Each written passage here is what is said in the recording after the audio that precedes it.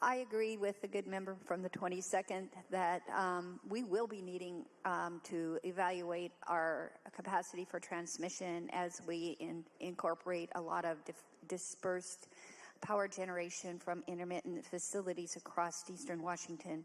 And the question is, how do we plan for that? I think that we can say for sure that the utilities have already robust planning in place, and extending that planning to a 20-year outlook is probably prudent.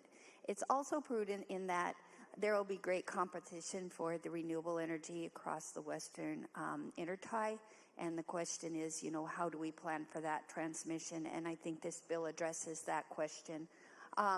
There will be somewhat of a mixed vote on our side, but in terms of the need to do additional planning and having the support of this piece of legislation, I think it's wise to help our utilities and to give them some structure with which to proceed with the planning of the additional transmission. And the good lady is correct that it is going to be very difficult to site additional high voltage transmission across the Cascade Mountains.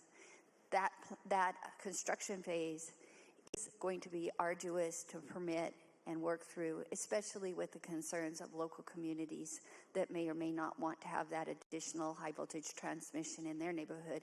And hopefully through the planning process that we can come up with plans that work very closely with our community. And I think that's where the concerns on this side may lie, that there is less than consultation with our local communities at the current time, and hopefully this legislature can deal with those concerns, especially with not only the transmission but also the generation. So anyway, on that, I am going to be a yes today on this bill, and would encourage others to join me, but we will be mixed on this side.